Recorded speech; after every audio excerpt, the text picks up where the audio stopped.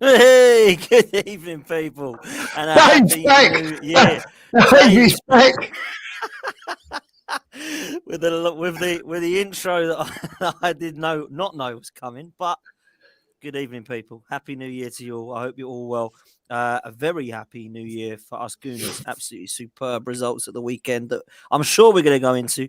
I'm, of course, with lead judges. And we've got Pete Davey on. Newcastle United are represented in the house. Pete, welcome to the show, man. How are you, bro? I'm very good, thank you. Thank you for inviting me, asking me to join the show. It's an absolute pleasure. Great. What's your that intro, Pete? What's your that like? I was there just bopping my head. I absolutely loved it. I thought it was absolutely top class. Good man, good man. I'm glad it amused you, mate. I'm glad that's good.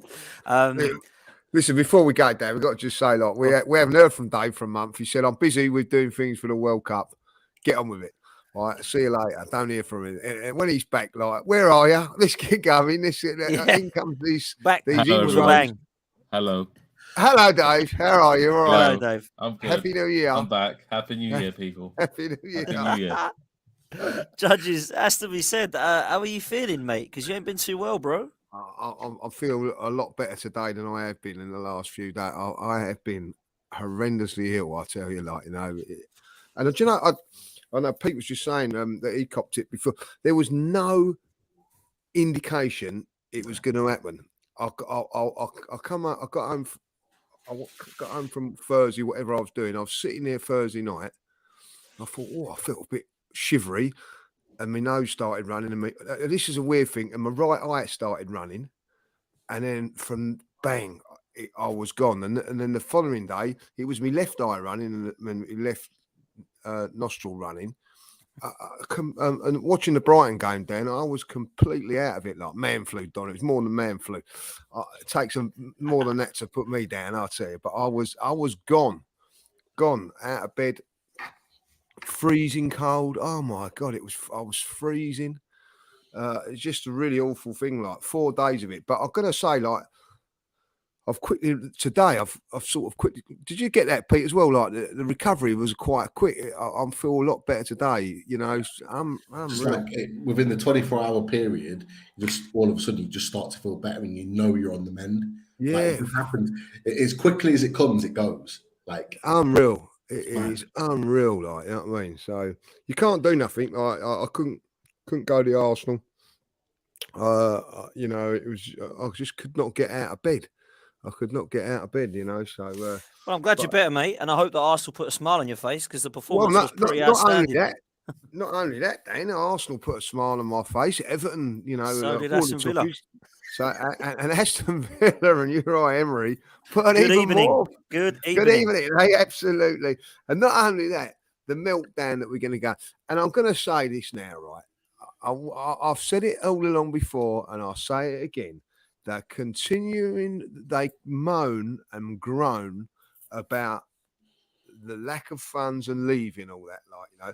Where does Tottenham Hotspur really sleep? I'm being serious now, like, and I'm gonna where do you think they should actually be in the league? I'll tell you where I think they should be. Like 6 or above is an achievement for that football club, right? And I'll tell you why. Because they're not bigger than Liverpool. They're not bigger than Man United. They're not bigger than Arsenal, right? You're not going to compete with Manchester City and Chelsea because of their money. Newcastle now have come into that fray with the money, right? So if they can get anything, you know, above six and above, they're punching, right? But there's an expectation, right, that they should be winning leagues. I see him say, we're doing under Levy. We should be you know, he's stopping us doing this and stopping doing it. Let me tell you, under Levy, you've won. You might not have won nothing, but you've got to a European Cup final. You ungrateful lot. Like, do you know what I mean? Like, you know, you've come above Arsenal for the last 4 years or 5 years or whatever it is. You didn't do that for 20 odd years, right? Yeah. You know, they went through one season when they didn't didn't lose a home game, right? They challenged for the title, which has never ever happened in my lifetime, you know what I mean, under Levy. But he's the fault. And then you've got a manager turning around and going, well, you've got to spend this and spend that every year. Like, you know what I mean? What do they think that they are? You know what I mean? It's incredible, like, you know what I mean? It's Like brilliant to blaming, see, like, mate. It's brilliant to see. oh, And it's do you know what? Do fantastic. you know what the best thing about it is, right, Lee and Pete? This is the beginning of the end. This is the beginning of the end, mate. He is done. He doesn't want to be there. He knows he ain't getting nothing in January. That's why he's coming out in interviews going, 5th and 6th is the best we can hope for. Because he knows that they need an unbelievable amount of players coming through that door, particularly in defence, and they ain't going to get it. And you're right, Lee. Levy, right, is the one they want out, right? They need new owners, apparently. They need Levy, right? You're absolutely spot on. I said to Tobes only just a minute ago on Matisse channel, right? We were talking about West Ham, and he said that Thomas Frank would be a good appointment for West Ham if he'd want to leave Brentford for West Ham at the moment because they're in a shambles, right? And then somebody said, and facts, Newcastle is a bigger club than Spurs. There you go. I'll go into that in a it second. comes, yeah, I bet you will. So I said this. I said Thomas Frank. Someone said Thomas Frank for Spurs if Conte goes. Tobes goes, I don't want him. He doesn't win anything. Well, hang on a minute. Neither do you, mate. You know what I mean? Thomas Frank has won as much as the last 14 or 15 Tottenham managers have. Arrogance With of them. Tottenham. The arrogance It is of them unbelievable arrogance. It's like they have this incredible. God-given right that they should now be, because they're a big six club, which actually should be called the rich six, yeah? Because apart from now Newcastle will come into that, it's the only reason that Tottenham actually got it. They've had some money behind them with the stadium and all that. And let's be honest, they're now an amazing amount of debt. Unbelievable amount of debt. It's hilarious, right? So I don't understand where this God-given right is that because Conte's come in now, that we were supposed to give him all this money in the world. Levy's never done that with anybody. He didn't give Pochettino a penny. The worst thing that football club could have done was got rid of him, and I'm so glad they did. But trust me, he's the one who'll come back. They'll get him back. Kane will be gone. Conte will be gone, and Tottenham will be where they belong, because you're being kindly. They've always been a top half team in my time, and that's where they belong, man. So, Pete, I'll let you come in on that, bro. I'm sure you've got some points for that. Yeah, definitely. Look, I'll go back to the Conte situation. Conte was doing the classic Conte during the Villa game, bringing players on that aren't favourable. Like your Emerson Royals and players like that. And the reason he's doing it is to send a message upstairs that I need money in January, money that he's not going to get. And this is why he's coming out with the comments about, we should be getting maybe 5th, 6th, 4th. He's already preempting what's going to happen. And then they're on the downfall. There is no doubt about it. And Conte will not be there next season, in my opinion. Carries on like this, he will not be there because he won't want to be managing a team that are in the Europa League or the Europa Conference League. And honestly, with the way in which they play, it's not even just about results. It's about the way they play. The way they play won't get them Champions League football. The other thing I'll add to that, and Best in the World mentioned it, and you just put it up on the screen a second ago. I like the fact that he's got the CM Punk signature as well. I'm a big wrestling fan, so it resonated with me. But yeah, he put about Newcastle a bigger club than Tottenham. Now, a lot of modern fans will look at Newcastle and go, no chance. Tottenham got big stadium, played Champions League football, got to a final, as Lee quite rightly said.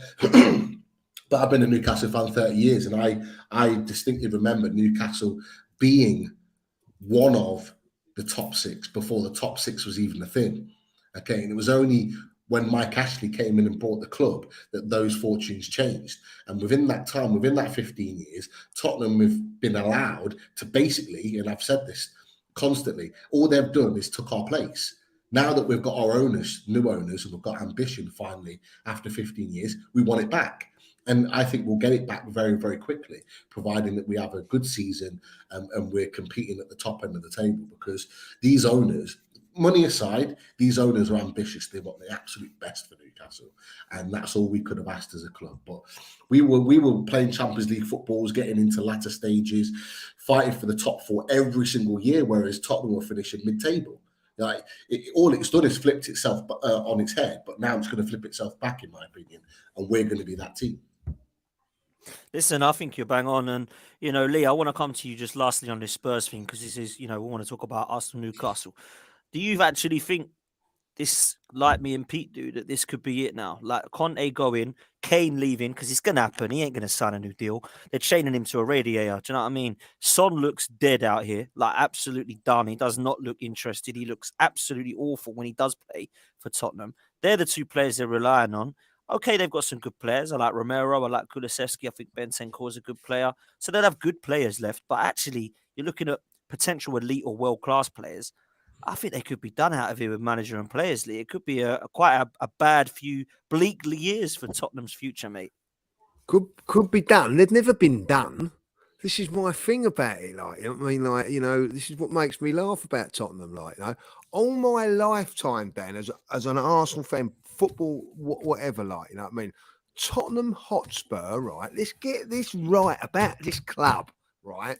In all my lifetime, I've competed to the challenge for the title twice in my lifetime. Twice. Once they lost to Everton, right? I think they come challenge for Everton, and Everton won it, right? Yeah. And the next time after that was when Leicester won it, like when they come third, right? You know what I mean? Like in a 2-horse race, right? Thanks to Newcastle beating them 5-1. They have done it. So in all the years since 1961, right? Yeah, this fantastic football club and this arrogant lot of fans, right? Yeah, are now blaming a manager, or sorry, an owner that has given the best 5 years they've ever had as Spurs fans. That is a fact. I keep selling it, like, you know what I mean? They've been in the Champions League. Go back 10 years ago, Dan. They never sniffed it. The only time they got to Europe was when they went in the Isle of Wight. It's the only time they ever got into Europe. Yeah. Right? All of a sudden, Daniel Levy comes. The only time they ever got a plane to a football match was when they were going to Newcastle. Yeah. Right? This is what they were like. You know what I mean? They weren't competing for nothing. Daniel Levy has took them not only to Europa League, he took them to the Champions League final. Right? They've got to cup finals as well, by the way. A couple of League Cup finals and lost and actually won under Levy, like, you know what I mean? I have actually gone to White Hart Lane over the last 5-10 years, dreading going there under the ownership of Levy, because they've turned us over most times. Arsenal, whether it's our fault or not, Dan, were streets above them at one stage. They, with you like it or not, they closed the gap and overtook us under that man, and they slag him off and all that, like, you know what I mean? Like, if I was in now, I'd go up yours, you ain't getting nothing, because you're ungrateful lot. You know what I mean? They are ungrateful. Listen, there never ever was bigger and better than Arsenal. Never ever have been. Right, you know what I mean? They might get a bigger ground than us, right? Because it's a little bit newer. They might get a nice, you know, shiny new training ground and all that, like. But you're still not going to be bigger. And the fact of the matter is, it doesn't matter what Manchester City do. They can win every single league title, every single whatever. They will never ever be bigger than Manchester United.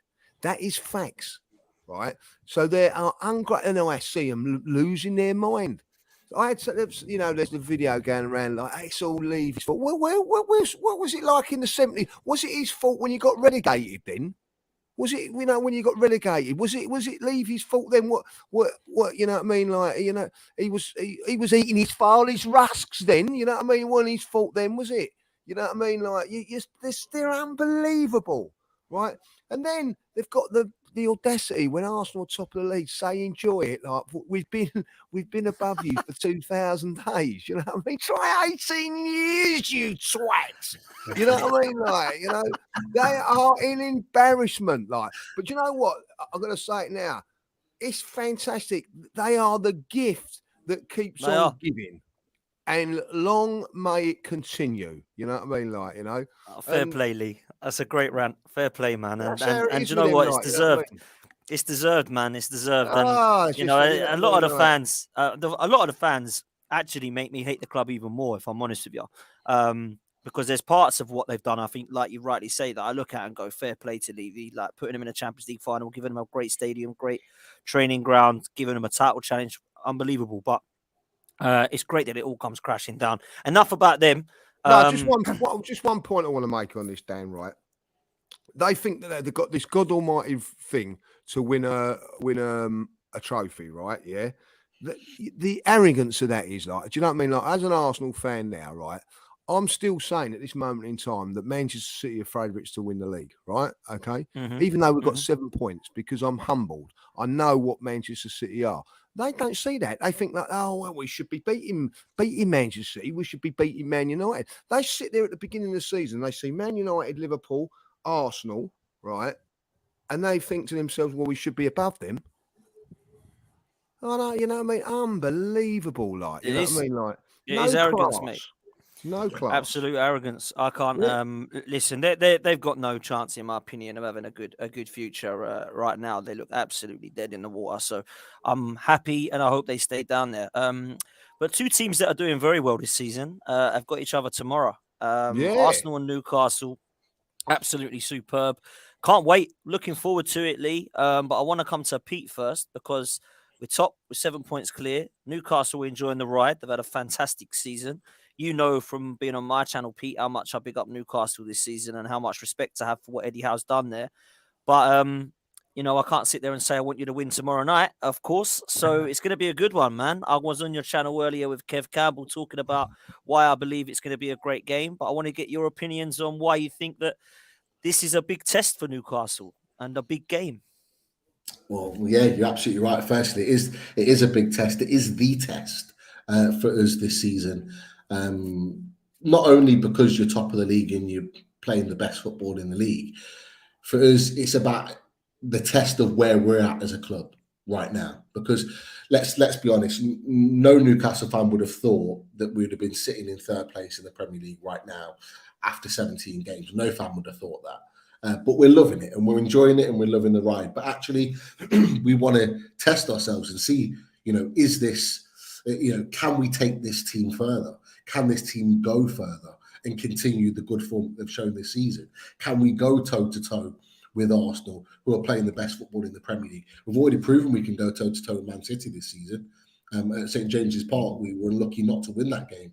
It took a 98th minute winner for Liverpool to beat us, and even then they were lucky because they weren't the best team. So arguably the two best teams in recent years in the Premier League, we've gone toe-to-toe to and haven't looked out of place.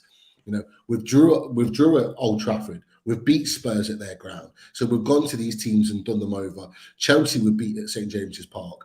So we're beating the teams that are this top six around us, but Arsenal's the biggest test. And for me, I'm really intrigued to see how this Newcastle team comes out and performs against you guys. And I'm really looking forward to it. On our show before, my co-host Chris, he was kind of saying, "Oh, I'm a little bit nervous, blah blah blah." I'm not. I'm looking forward to it because I never expected us to be in this position. So I've got nothing to be nervous about. Listen, I think you're talking facts, and I've been a massive fan of what Newcastle have done. Judges, I want to get your thoughts going into this one, mate. Yeah, that is a worry when Pete says that, but just before, quickly there, Adam just said something like, did I enjoy it with Christmas with my Spurs family around here? No, I don't, because I have to behave myself. Just quickly, that they went off to Brent. Was watching the Brentford game, when Brentford 2-0 up, I can't go too mad because they're sitting around here watching it. In my house, by the way, you know what I mean? And anyway, when I went off to the West Ham game, they're going, well, I hope you don't win. When I come back late at night, they're going, oh, what a very good side Arsenal are. So I knew then we was turning things around, But anyway, going back onto the Newcastle game, what Pete says there, not nervous. That's a worry when they're not nervous because they think, right, well, they can have a go at us and what will be, will be. But I see a different side of Newcastle against Leeds. I see them at the end of the game getting a little bit aggravated by because they couldn't break them down and all that, because whether Pete likes it or not, expectation has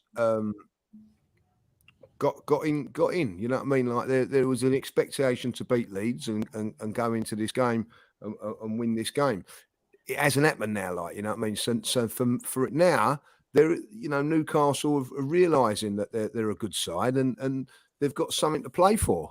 I think it was a good thing that for us at the Leeds game, because whether you liked it or not, Newcastle were just going under the radar a little bit, like, you know what I mean, winning games, and all of a sudden they've sneaked up and tipped 12 games without defeat. Hold on a minute, you need to have a bit of pressure put on you because of that, if I be honest, you know what I mean, and that's now happening. So I felt that you know, they was expected to beat Leeds, and it didn't quite happen for them, which can happen. You know, happens at all the time, at any time. But I think now Newcastle are realising that they are a good side. They've got good players. Didn't go their way on this game. They didn't like it.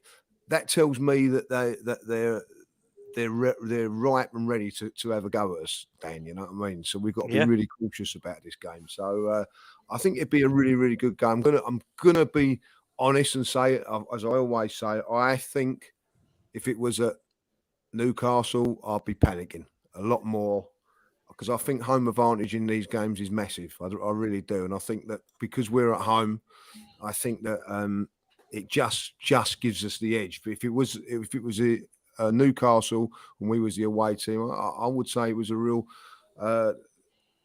You know, I'll be a little bit more worried about it. Like, you know, I'm not saying worried. You know what I mean? Yeah, I get it. We'd be in it. I'm with you. I'm with you. Last time we went there, it was horrible.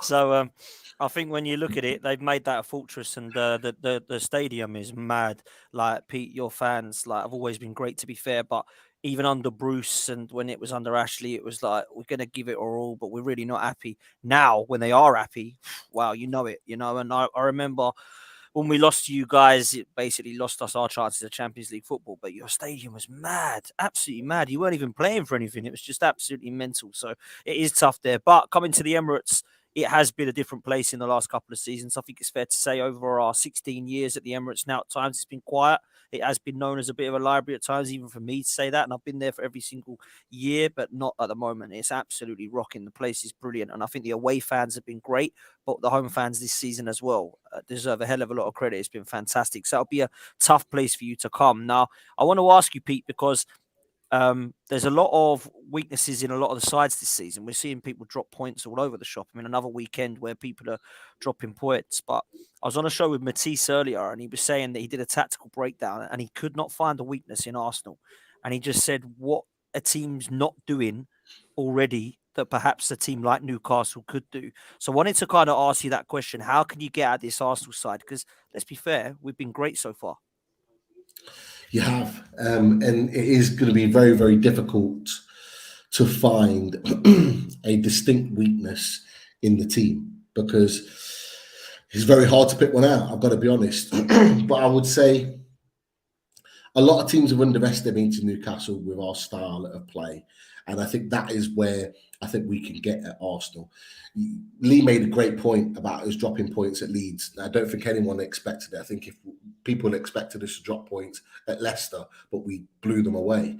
And it all boils down to one thing, and it's the style of play that plays against us. So Leeds came and sat 10 men behind the ball and said, break us down. And we had chances, we didn't score, but when it got late on in the game, we just couldn't break them down. What we're really good at, like what Man City did, or like what Liverpool did with us at Anfield, is that Liverpool came to win the game, so they went and attacked us. Arsenal are going to do exactly the same. The thing that I'll say is Newcastle are prepared for that. And we've got the players that can win the ball back, particularly in midfield. We've got the players that will run for 94, 95 minutes non-stop and will press you high up the pitch, will create opportunities because we won't let you have time on the ball. So your centre-backs, Gabriel and Saliba, although are very good, are they good under immense pressure on the ball? Not just from Wilson, but from Almiron, who's rapid, from our conversations today, it's a toss-up between ASM and Joe Linton, equally both very, very good at pressing the ball. Are you good at withstanding that type of pressure constantly? Because we'll put that pressure on you. And it's whether, are you going to make a mistake? Gabriel sometimes can make a mistake, not always, but he's prone to making a mistake. Will he give us a mistake? Will he give us an opportunity to exploit you? That's where I see us getting in, as well as that set pieces. We've got Fabian Schär, who's brilliant in the air. We've got Sven Botman, who's looked like he probably could have had 5 or 6 this season, albeit from, last-ditch clearances off the line. He's very good set pieces. Wilson as well. Dan Burn, 6'5", 6'6", good in the air. That's where I think we could potentially exploit you guys, because we are actually a kind of a well-built side in terms of physically and quite tall, so we can win things in the air. That's where I think on those two things, the intensity in the press and set pieces, is where we can get the difference. Yeah, it's interesting because, it's fair enough having big players, but you also need delivery. And that's what Newcastle have got. Kieran Trippier, unbelievable delivery, great crossing ability. And obviously we talk about passing. Bruno Guimaraes is just outstanding for me. I think he's been an amazing signing for Newcastle. And as I said to you, Pete and Leo, know that's the one I wanted. That's the one I wanted in January. When you got him, I thought, Arsenal needed that guy. And look at him, absolutely superb. But Lee, I look at this Arsenal side at the moment, and a lot of people are talking about our front three, and rightly so. It's been fantastic. Saka, Martinelli, obviously Jesus, and now Eddie, who, to be fair, has done really well in the last couple of games. But for me, I keep saying it. I've said it in most of the interviews of the last few that I've done, and most of the podcasts I've done. That midfield trio is so good at the moment that it allows that front three to do what it's doing. And I think Martin Ødegaard in the last 2 games has been nothing short of magnificent, mate. Absolutely sensational. Last season, he got 7 goals and 4 assists. 15 games in, he's got 7 goals and 5 assists. He's already beaten his record from last year. And he's looking like he's going to get double figures in both goals and assists, which, to be fair, I called him out for. I wanted to see more. Love his play, love his technical ability, but I need to see more goals and assists. And at the moment, he's doing it, and he's doing it in numbers. But Thomas Partey, massively important. Saw the first goal against Brighton. That was him breaking up play. And Granit Xhaka, who's just been consistently good in that progressive role. And I think, and I said this to Pete earlier, Lee, that midfield of Arsenal's can win that battle and win us the game, because they've got Joe Willock, Longstaff, and Bruno Guimaraes in their midfield that I think can be got at and beaten up a bit. And I think that is how we could probably get the one up ahead of Newcastle. So I wanted to get your thoughts on where you think Arsenal can win the game, Lee. Yeah, I think that's a good point. I think that one key thing is that Newcastle. This game was only like 3 days ago. They for 97 minutes they had to go at it against Leeds to break them down. We actually we turned off after 60. We so might a little bit of freshness might be a key in this game for us. I think one thing I will say about Newcastle and Arsenal, I think both teams, and I think Pete would agree with this. Like, I don't think both of us, as sets of fans, were enjoying our football clubs a few years ago. We was turning up, but we weren't happy with our football clubs. Now we're both sets of fans are back in love with Arsenal, you know what I mean, and Newcastle respectively. So what I think that is will push the atmosphere tomorrow. Will be fantastic because of that, and I think that could be a key. I think Newcastle's fans have always come there with a tremendous passion, but they're back in love with their club now, so that's going to be key. I think that the Trippier Martinelli situation, I think that what goes on there will be good. I think that Martinelli will, if he can, pin him back a little bit, that stop a little bit of supply going down that side and all that. But I do think the midfield's going to be key. I really do think that is a key component in there. Newcastle's midfield hasn't got the star-studded names, if you like, of what you would expect a midfield to be. So what? It does its job, you know what I mean? And they do their job in there. Willock, for instance, has done a good job in there. I don't know if he'll start or whatever, but he's been really good, in there. Longstaff, you have to give credit to the manager on this, Longstaff looked like, not being a player a couple of years ago. Now all of a sudden he's, under Eddie Howe is transformed just as much as Xhaka, and so they're getting the coaches are doing their jobs with them as well, which is an interesting fact. I just think that probably we have the edge there with Thomas Partey. I think I think that he is just a bit above everybody in that out of all the midfield players, and I watched him the other day. I watched the highlights again, you know what I mean? Under pressure, he just has that. What a midfield, he just looks like he's got more time than what everybody else has on a football pitch, and that's a gift. He's got it and he does it, and I think that he's got he's getting consistently games now, Dan, as well. Do you know what I mean? Like he'll have 2 or 3 games and then he'll drop out now, but it's now 6, 7, 8 games and he's still fit. So I do think that that's going to be a key there. I love that. I love what Pete's saying there. Like, you know, can we get at Arsenal this and get at Arsenal that way and everything like that? You know, maybe set pieces and whatever. Like, you know, trying to probe and trying to get us in there. Like, you know, a few years ago, it was just, I've just put the ball over the top and you know, Arsenal will crumble. It ain't happening no more. Like, you know what I mean? Like, you've got away fans now coming and we're going to have to do this and we're going to have to do that. Like, you know, so I think that it's that infuses me like that we're getting somewhere, like, you know. And I think the greatest thing about football and you're only as good, and I said this yesterday, you're only as good as your weakest player. You know what I mean? You know, who is our weakest player? Where is our weak link? This season there isn't one, is there? No, you know what I mean? Like, you can probably say, like, not in the first 11 anyway. Not in the first 11. Ramsdale didn't have one of the greatest games on a game against Brighton, I don't think. But you wouldn't turn around and say he's the weak link. If you look at someone like, shall I say Spurs, I'm just going to go into Spurs, you can pick 3 or 4. You know what I mean? Starting off their goalkeeper.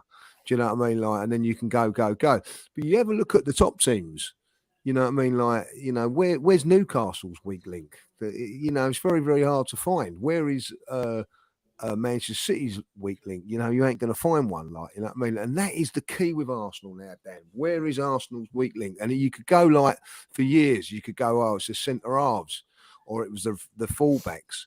But we've got 2 centre halves now that win the ball, win their headers and everything like that. And I think Pete made a great point when he just said that they might make the occasional mistake. Well, we were seeing that week in, week out with central defenders. Like, we don't now, like, you know. So I think that there are key things in there. You know, watching Liverpool today, look at, you know, got beaten up by Brentford. You know, embarrassing. Embarrassingly bad. Yeah, but that was Arsenal a few years ago. It was like watching Arsenal a few years ago. Mate. You know what I mean? I can see the similarities of what Arsenal were doing there. I don't see that now. I see that, you know, if Newcastle come there tomorrow and give us they might nick it and they might beat us.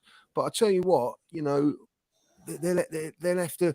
They ain't going to be given a result. They're going to have to work bloody hard for it, like, you know what I mean? And that's where the difference is with Arsenal now, like, you know, if they do beat us in midfield, their midfield 3 are going to have to be on the top of their game. If they're going to beat us up front, their forwards are going to have to be on the top of their game. And if they keep out Martinelli and they keep out Saka and they keep out Eddie, their defence has had to play bloody well, and so has their goalkeeper. That is the difference now about Arsenal football club. 100%, man. And, you know, to go into what you're saying about where Arsenal have improved and to counteract Pete's point about where he thinks that they could be strong against us. In terms of set pieces, I understand that Newcastle were great at that. But actually, when you look at what Arsenal have got now to what they used to have, I'd rather have Gabriel standing at our back instead of Mustafi. I'd rather have Saliba there instead of Socrates or David Luiz. I'd much rather have Thomas Partey in midfield than Granit Xhaka as a holding midfielder. For me, is definitely an improvement within that. And there's we don't get beaten up and bullied anymore. So I think that if we're coming up against another side like Newcastle, who are very good, I think that for me is why it'll be a good game and a tight game at that. But Pete, I want to ask you about your team news, bruv, because I know that there's a few doubts today. Like I said on your show, Kieran Trippier is fit. He is playing. He's not banned. Like everyone told me, yellow cards, he's suspended. No, one of them was in the League Cup, so don't count. So he is playing, unfortunately, for Arsenal fans. But I think if St. Maximin plays, Joe Linton will come back into the middle. So I wanted to get your thoughts on it, mate. Yeah, I know you had to leave, so we were getting into the tactical discussion just after you left, and to be fair, it's one of two midfields that will likely to be put out, and I'm talking about the midfield 3. It will either be what it was against Leeds, where it's Longstaff as the number 6, and then Bruno and Willock as the midfielders further forward, or ASM starts on the left, which could quite easily happen, and Joe Linton comes in alongside Willock, and Bruno sits as the number 6 to be able to get on the ball and dictate the play, which he's very, very good at doing. He did that at Leicester really, really well, but he played further forward against Leeds. I'm leaning towards the latter.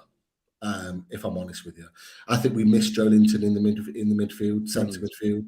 His physicality, the amount of times he wins the ball back in that midfield is just unreal.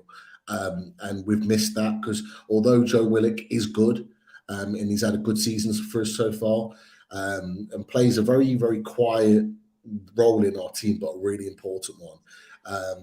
He doesn't win the ball back. He's not as physical as Joe Linton. And I believe it's going to be a battle. I think the likes of Joe Linton and Partey are going to come together more than once in the game and really, really batter it out for possession.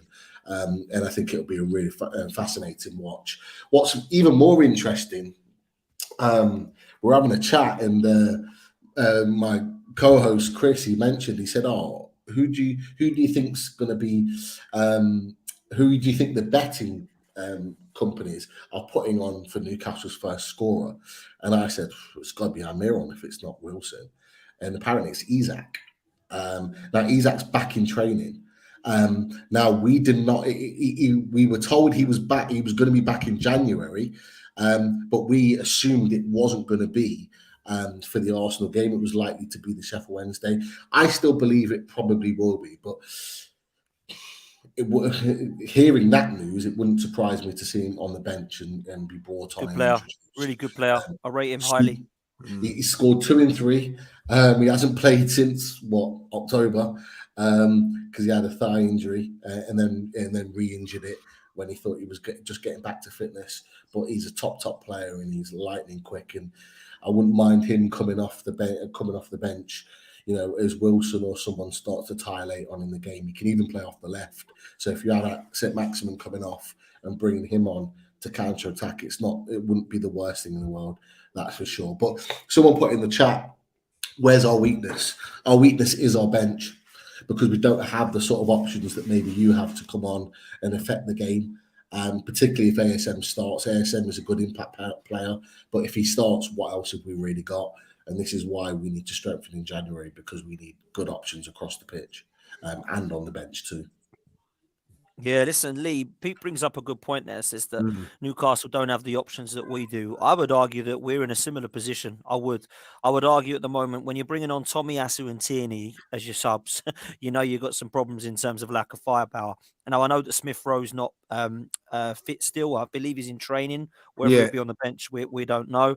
But I do think that what Pete's saying there is that if we come up against a Newcastle side that's making it tough for us, and I don't expect this to happen, by the way, don't think it'll be like 0-0, we need a goal. I think we're just going to go for it, both teams, and we'll come on to why in a minute. But if we do need someone from the bench, maybe both teams are struggling to bring someone on. Fabio Vieira is an option for us at the moment, but I think my mum put it in the comment in the chat. Without Eddie, who actually comes on as the forward at the moment? We ain't got one. So I think we might struggle as well in that regard, Lee. Yeah, we haven't got one, and that's why we're looking to recruit there, like, you know. And I think that, listen, for me, I think Smith Rowe has been back in training for a week now. I think we'll be on the bench tomorrow. Okay. I don't think, you know, just to be on the bench. I also feel that, you know, they're probably looking at the game against Oxford to get him some minutes, and I think the same with Isak as well. I think that he'll be on the bench tomorrow, even if he's not 100%. Just to give him that little bit of saying in there, and they'll be looking maybe like to play him in the FA Cup, and I think they've got a League Cup game as well coming up straight after that, like, you know. So Newcastle will be looking to rotate with their couple of players. If I'll be honest, Newcastle have got more firepower than us. We've you know, they've got you know, they've got 3. Well, if they've got Wood and Isak to bring on, that's not bad. And Wilson. They've got 3 strikers. We've got one. We've got one striker at this moment in time. You know, we've not, which we could have done. We could have actually called back Balogun that by now for this game, but we haven't. So that tells me that something's in the pipeline, or something's at maybe, like, you know, looking at him thinking, well, Smith Rowe can cover that position. You know, like 10 minutes, 20 minutes from the end, Smith Rowe could go on the left-hand side, pushing Martinelli in a different role or something. So it's a big option for us now, getting Smith Rowe back at this moment in time. But we need to get some sort of cover in that area there. And I do think that at times substitutions and things like that are key. You know, I think when you look at our back players coming on, Tierney and Tomiyasu coming on, that's fantastic cover for a defensive formation. Vieira is a good one to have in there. El Neni is another one. Then we are struggling. then we're struggling. Like, you know what I mean? Like after that, so Tommy Hassel will be, Smith Rowe coming in will be a big plus for us. And I don't expect him to start, as I say, or, you know what I mean, or even come on really. But like just him being there will give us a little bit of a boost. And listen, you don't know, Dan, you know, we're going in tomorrow. It could be announced that we've signed somebody, you know, there's a lot of talk with that. That will give us, I know that sounds silly, but that give us a boost if that happens as well, like, you know. So, yeah, so we haven't got those great options in midfield and up front at the moment. That's where we've got to sign a couple of players, you know what I mean? I'm not saying go out and get 5 or 6 different players, you know what I mean? We know that. Look, we're going to have to be a little bit of lady luck as far as injury is concerned. But if we can just get a couple of players in there just to go. And listen, I don't care what anybody says, Dan, we've got some big games coming up. And on top of that, cup competitions coming up as well, the FA Cup and also, you know, Europa League coming back in as well. Like, you know, so this squad is not strong enough to compete on 3 fronts. It's not 100%. You know what I mean? And I want to get into that in a minute, and also on Newcastle. But before we do that, I want to get predictions from you all. I'm going to start because I think this is going to be an absolute cracker. I said this to Pete. I think we're going to see one of the best games of the season so far. I honestly do. I think we've got 2 teams here that are really attractive styles of football that are playing very good football as well. And I know that they've dropped points, Newcastle, but also we, in the last 5 games, we've obviously dropped the points to Southampton, and then we went on this run as well. So when you look at it, I think this will be an absolute cracker. I look at Newcastle as a very good side. I look at Arsenal as a really good side. And at home, I think we get the advantage. I'm going to go Arsenal 3, Newcastle 2. I think this will be an absolute blinder. So I'm going to go for that. Pete, let's get yours, mate. What are you going for, bruv? Yeah, well, I've gone for goals as well. Look, we've got I think we're both the 2 best defenses in the Premier League. If I'm right, I think we're the best. I think we've got 11. I think you conceded 11. I think you conceded like 13 or something like that. But I do think there'll be goals in this game because I think Dan's right. I think both teams will go at it because I don't think any of our teams know any different. That is part of our sort of identity. It's what we've been built to do. And it will make for a really good game. But look,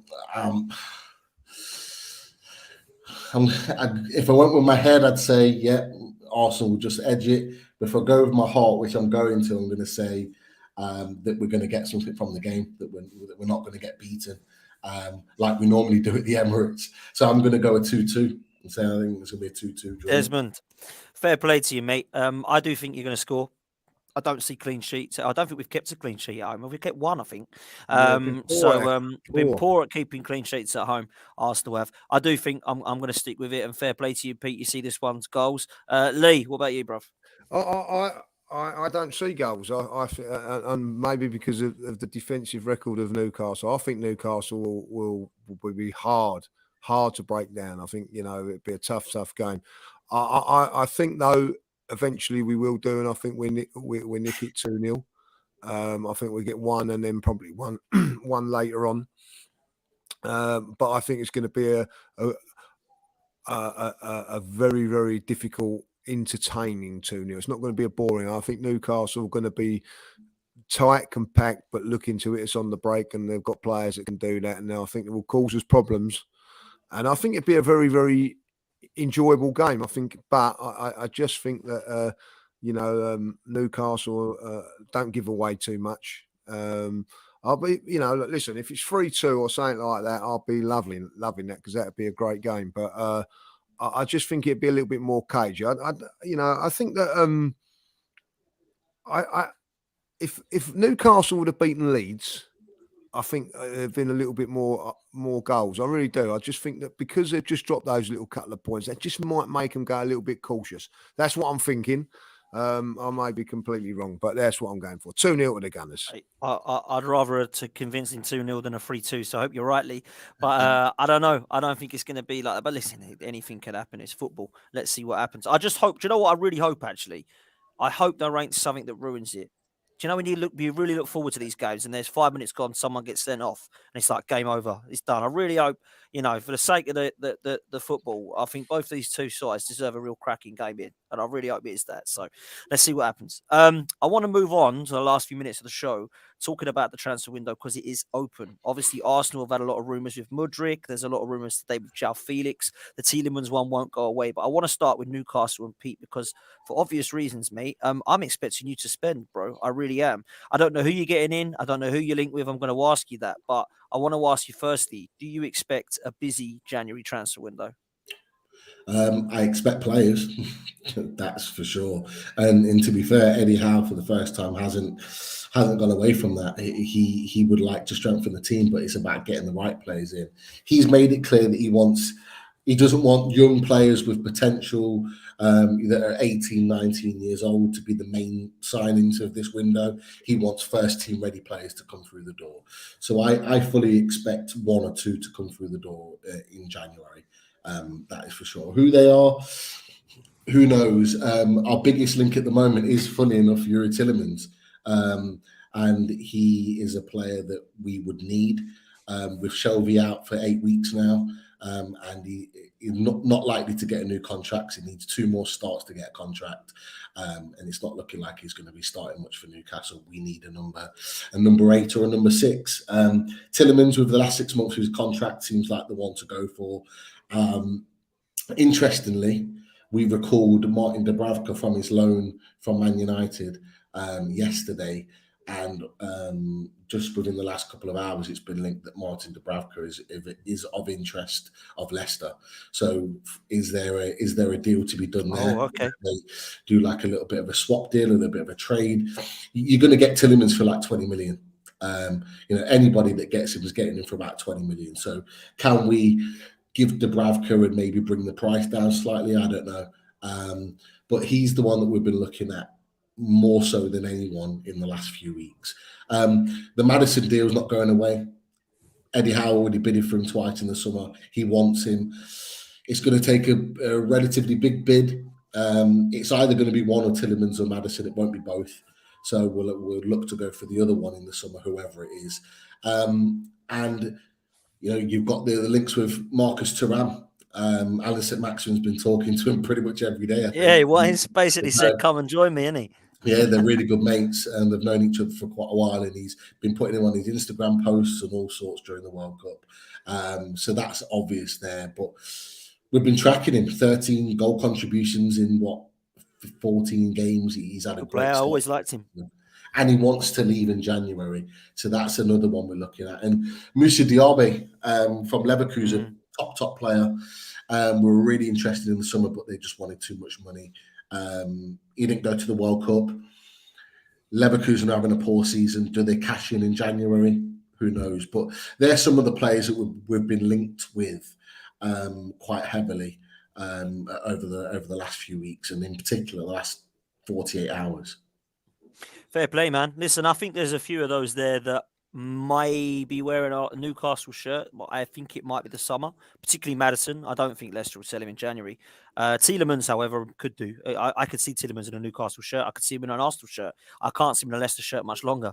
Whether they're going to just stick to it and think, do you know what, I don't want 20 million. Let's just keep him now and go in the summer is another story. But I think the one with Thuram looks likely to happen, I would say.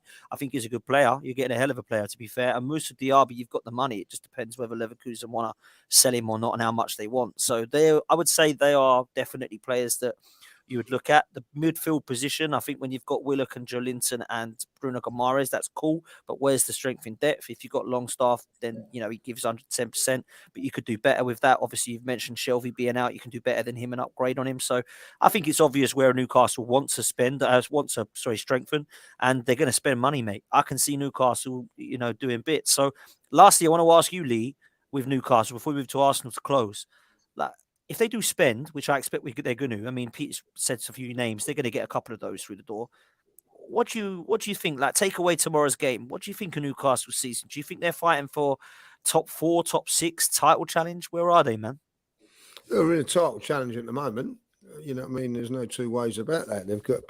They've got January to come where they can strengthen where they're in a position where a lot of other clubs won't be able to strengthen because of the financial clout that they've got. But what Newcastle have done, and that surprised me by it, they're making sure their books are well in order. And I think that, if they were to get out of hand, I think that the Premier League will come down on them. So they're being very, very wise with what they're doing. But the good thing for Newcastle is if they can, which I don't know if it was the plan this season was to get to the top four, but if they were to get into the top four, then the Maddison deal is a no-brainer. They go back in there with a little bit of extra money, and that they can go in there with that bit of extra money then, because financial fair play will allow them to do, because they've got the Champions League money coming in. So whether that, I'm with Pete on this. I don't think that they get him in January, because I don't think Leicester are willing to sell at this moment in time. Are Leicester a club that's willing to let £20 million go for someone like Tielemans? I'm not so sure about that. I think, come the end of the transfer window, I think they're going to have to look to do a deal with someone. Now, I think with the Tielemans one, I think Arsenal, and say if it's out of Arsenal and Newcastle, both can afford to wait to the end of the transfer window. Both would like to get him, but we're not desperate. I think Arsenal are desperate for some people up front. Newcastle may be a little bit more desperate in the midfield area to strengthen. If anything was to happen to Joe Linton or Guimaraes or something like that, then there'd be a little bit of a worry on it. I think at this moment in time, if I'm a Newcastle fan or Newcastle manager and whatever, I think it's like, well, let's see what happens. See what good deals come up, because at the end of it, we ain't really in a desperate stage at this moment in time. I think that when it comes, I think that I still think Newcastle will get top four this season. I do believe. I know that Same. Manchester United are pushing hard and all that, but I don't think Liverpool and Chelsea are going to be continually getting enough results. So I think that, Newcastle will get the top four. I think the top four is pretty much what it is now. I think probably will stay. Not too sure about the order, but yeah, I think that that's what it will be. So I think that from Newcastle's point of view, I don't think that they can panic that much. And the same with Arsenal, Dan. You know what I mean? You can say Arsenal don't really need to push saying if they want to get top four, but if you want to go for the title, they've got to push now, because we've got 3 massive games coming up now. Now we got through 2 of them, which we knew we couldn't do anything about, but we actually could have brought somebody in to be on the bench today. For tomorrow and all that, So, but even saying that, Liverpool got somebody in early and he wasn't even on the bench today. So, I expect something to happen after this Newcastle game for Arsenal, going into because you've then got, 10 days before we play Spurs, or is it nearly? Yeah. It's like 2 weeks yesterday. What's today? I don't even know what today is. It's Monday. So 2 weeks. 2 weeks we've got Spurs. So after tomorrow, we've got about 11 days to sort something out before we go to Spurs. So I don't feel that both, but I think both teams at this moment in the way it is, with the positions that they are in the league, they haven't got to panic. I agree. Can see how it pans out, But for me, Newcastle will become a different animal if they get into the top 4, because that Champions League football. I do always think this with Newcastle, and actually we've had Warren on before, and we spoke about where they are in the country isn't the greatest help for them. If you've got like Newcastle, London, Manchester, they tend to go that sort of way there. So, but if you've got the Champions League carrot as well, and the financial muscle, pulling power that they've got now, Newcastle will be a different animal in the next year or so. So, I think that both teams will make signings. I think. I think you're right. I think both teams will make signings that will ensure top 4 come the end of the season. Fair play. Pete, I want to move to Arsenal lastly, and get your thoughts. We've spoken enough about where we think Newcastle will be. I think me and Lee agree that you'll be in a top 4 race, and at the moment you're in a title race. I think you'll get top 4. I really do. I think you're the only team at the moment that I am pretty certain that will. I don't have a clue about the others for that 4th place, but I actually think the 3 that are in top 1, 2, 3 at the moment will be there in some form of order, and I stand by that. I think Newcastle's 1 game a week will help, but I want to come to Arsenal. For you, outside looking in as a Newcastle fan, I don't know what you like with Arsenal. I don't know if you like us, hate us, don't really care, couldn't give two monkeys. But what do you think it looks like for Arsenal this season? And what would you like to see, if you're an Arsenal fan, happen in January to strengthen our side, mate? Well, you've done some fantastic business anyway in the summer. Do you need to add to that? Definitely. You've been linked with the likes of Mudryk. He'd be a fantastic signing. I'm always of the mindset that you need to continue to evolve as a club, as a squad of players over the course of a season, every season. So you should always be looking to improve your squad. Whenever you're just happy to continue is where you're likely to go stale. Players think that they're guaranteed starters and then drop their levels. And you always need someone behind you, pushing you for a start all the time. So for me, you need to strengthen. I would be saying, in particular, obviously with the likes of Mudryk coming on, he predominantly plays on the left-hand side. I think you need to be looking at a striker. I don't know if you've been linked with anyone or there's been any solid links with a striker, but I think you do need one. Like you've mentioned, we've got Wilson, Isak and Wood. Yes, Wood's not a great option, but he's an option. He can come on and do what he did against Leicester, a solid job, scores a penalty, gets us 3 points. You need those options, to look back on. I know Ben White's had a great season right back, but do you see him playing right back long term? Is that not something that you may look for? I know Dumfries, the Dutch international, Inter Milan's free. Would he be, someone to bring in as a guaranteed right back as a bit of an upgrade? They're just the 3 positions off the top of my head that I'm thinking about. Is if I was an Arsenal fan, maybe that's where I'd look to strengthen, just in terms of strength in numbers, but also balance. I might be wrong with that, but what do you guys think? I think the striker is a definite because, as you've just said, we ain't got one on the bench. João Felix is the link, but I think they're asking crazy money. Atletico Madrid want something like 21 million for a 6-month loan. And that's an amazing amount of money for a 6-month loan. That's probably about, we're talking weekly, like £1 million a week. So it is mad. But again, I've always been one that says if that £21 million is to win Arsenal a title, then you do it. I know you're talking in hindsight. You don't know what's going to happen. I feel a striker is definitely needed. I think Mudryk would be a fantastic option, and it then allows us to utilise Martinelli through the middle if we do get an injury to Jesus and we don't fancy Eddie.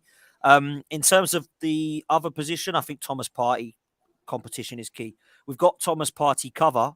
We've got that. We don't need another cover. We need Thomas Partey competition. And that's going to be difficult in January. Very, very difficult. I don't know another player that can compete with him that's not going to cost 80 or 90 million like Declan Rice. So we're going to have to go and try and do something, but I don't quite know what it is. The rumours I'm hearing from people that I speak to, and I'm no ITK, we're going to stick with El Neni.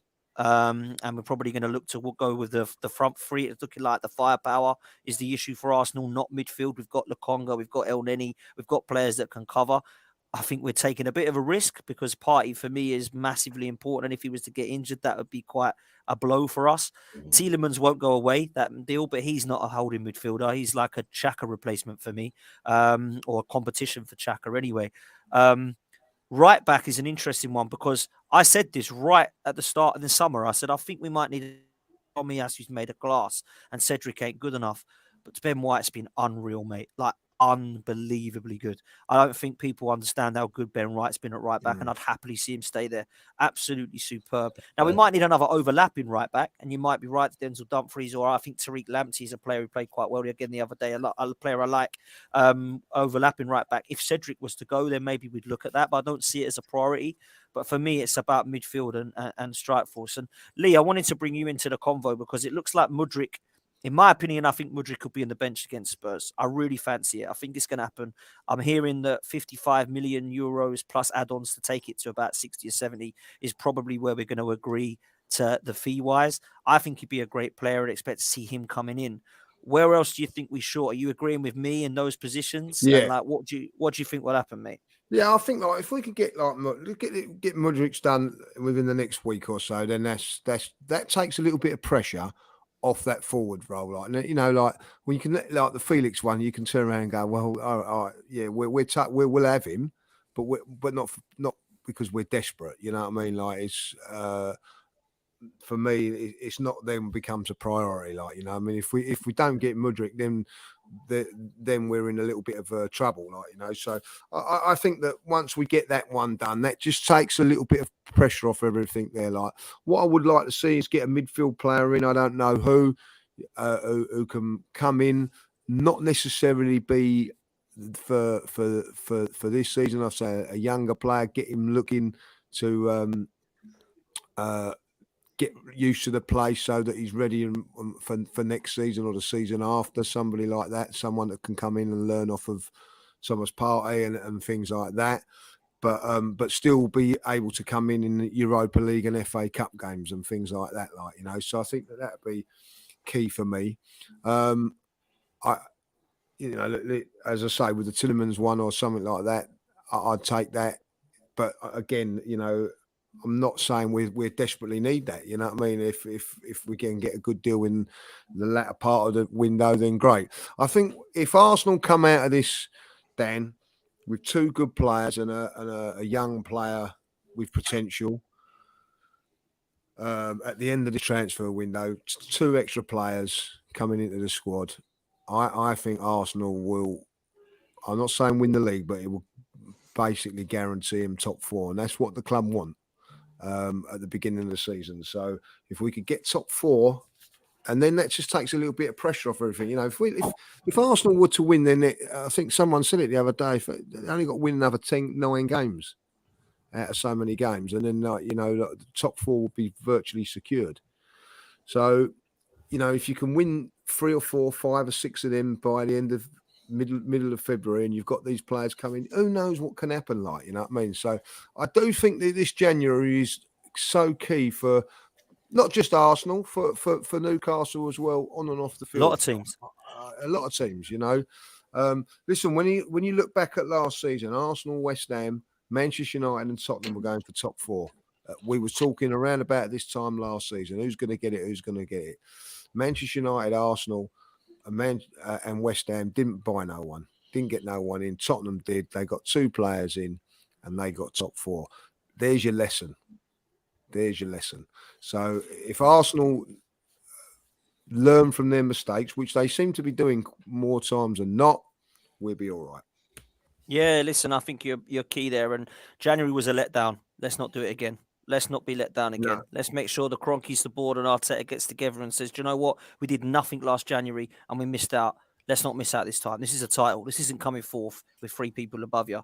This is actually for a title. So let's go and do it. I think if we're being realistically, I would rather, if you said to me now, and Tom Canton come on my show earlier, made a great point. If you said to me now, Partey's out, who are you playing? Danilo, who you bring in, 21, never kicked a ball, or El Neni. You're playing El Neni. So if you're not going to bring someone in that's going to actually compete with Partey, you might as well just keep El Neni. There's no point of bringing in another Lokonga. For me, anyway, you might as well just keep Lokonga and El Neni. So Yeah, for me, I would rather go and get that front forward that we need that's going to compete with Jesus and Eddie, let's say, than just going and get someone who's going to, it'll be another Lokonga for us. That's a great point, but you also need to keep looking for the future, looking, you know what I mean, on, you know what I mean? We bought Martinelli, you know what I mean? Not when we bought Martinelli 2 years ago. It wasn't for 2 years ago. It's for now. So you've got absolutely, to look but I think to win this title this year, not in 3 years' time, we got to bring. If you're going to go and bring in a title, you know, if Arsenal were really serious about winning a title, just say like, you know, like if it was that, they would probably go and buy an 80 million pound player, but you know, I mean, and then put him on the bench and play him in the Europa League, and what if happens, and you know. You're damned if you do and damned if you don't. You know, if we don't sign anybody, we're guaranteed to get an injury. If we do sign somebody, probably be all right. Yeah, we'll probably be all right. And you know, so you've got that worry then of keeping people happy and you know, that might just take us off the little things and all that. I get what you're saying there is that, you know, listen, El Nini can come in and do a job for 2 or 3 games. I've got no problem with that. Can he do it 9, 10, 11, 12 games? Well, not really, because look at last season, it didn't happen. But I don't think he's like, I wouldn't be that worried about it. But like, if it's a long-term injury to Party, then we would do. Listen, I think at the end of it, it's a massive call to make, whatever they do. But I also think you have to look at the future as, you know, bring in some young players, get them used to what's going on. And I don't care what anybody says, Dan, with this Arsenal, what has made Arsenal successful over this last year or so is bringing in young players, nurturing them, hungry, young players that are willing to learn. The Pied Piper scenario, like which is what Arteta is, because let's be honest about it. Some of the things that he does, an experienced player probably think, well, I'm not so sure if I want to go down that route or whatever, which has been proved in the past. The youngsters are following everything he's saying, so you know that is the thing that you've got to look at. So for me, I'm with you on that. If I'm going to be really honest, we need to get some firepower. We haven't got none. You know, we're playing. We're going to Newcastle, who are this moment in time the 3rd best team in the league. With one forward. We've played our last 2 games. I know we've scored 7 goals, which is incredible, really. With one forward. You know what I mean? So when people go, what happens to Pop? What happens if something happens to Eddie? What happens then? 100%. So that's why we've got to get someone in, and someone in quick. 100%, man. We're gonna wrap it up there. But the last thing I want to ask, because I always do this when I get somebody on, Pete. You can have one Arsenal player for Newcastle. Who would you go for? Oh yeah, it's got to be Saka. Has to be Saka. Quality player. He's just an unbelievable talent. How old is he? 21? Yeah, unreal, mate. Plays like a 28, 29-year-old in their prime already. Super talented player. I don't know if you guys are aware, but he's on 4 bookings at the moment. So yes, we are aware of that, Pete. Not that it affects Newcastle, but it could well miss one of your big games. But look, he's a top talented player, probably the best wide man in the Premier League this season so far. And yeah, he's just a top player. I'd love him. I'd quite happily shift Miggy onto the left hand side and play Saka on the right for Newcastle. No worries. I might be completely wrong here. Is his dad a Newcastle fan? A lot of people are saying this. I've heard this in the chat earlier. Someone was saying Saka's a Newcastle fan. I had no idea. Absolutely no idea. I hope our owners are aware of that. That's all I'm going to say. Yeah. Mate, hands off, man. Hands off. I'm joking. Yeah, no, fair play to you, man. Mine would be Bruno Guimaraes. I don't know about you, Lee. Joe Linton. Yeah? Yeah, I love him. I think he's a sort of like, you know, he's been fantastic since he's gone in midfield. You know what I mean? Like, pressures of no goals have just freed him up. Powerhouse, up and down. Perfect for Arsenal. Fair play to you, man. I did remember there was a TalkSport clip where someone rung up when he played 2 games in that position. They said, we've got a new Patrick Vieira, and everyone laughed. And wow, he's looking like a hell of a player, in my opinion. Eddie Howe deserves a lot of credit. That's a brilliant move. One of the first names on the team sheet, Joe Linton, which we used to get so mad, and to the point where we used to laugh when he was starting games for Newcastle. Eddie Howe has just worked absolute wonders with him, and like, honestly, I cannot tell you how important he is to our midfield. He has to play in the middle tomorrow. Listen, him and Almiron, for me, Eddie Howe has transformed. So, because everyone laughed at him for, who the hell was this lad? You know, the Jack Grealish stuff. So for me, he's been absolutely superb. Boys, absolute pleasure. Got to big up Pete. Thank you so much for coming on, bro. How can people follow your stuff, mate, on socials and all that? Plug your stuff, man. At Dave's 2010 is my Twitter handle. Give me a follow, and you'll be able to see all the things from our YouTube channel, Loaded Mag NUFC.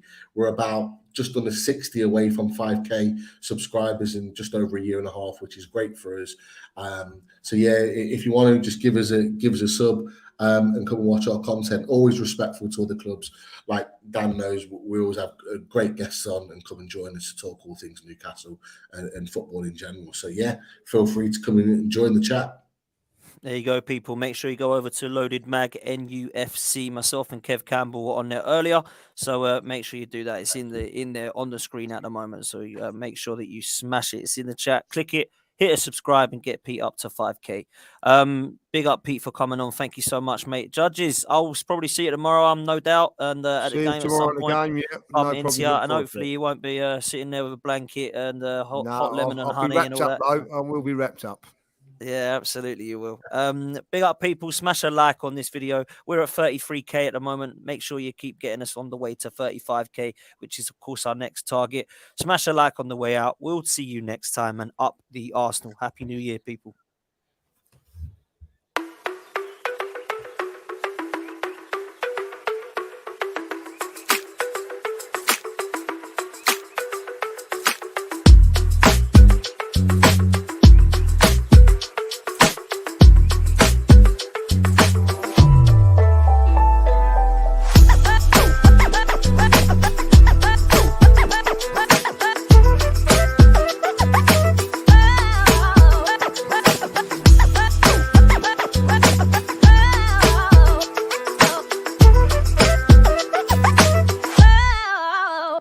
Oh.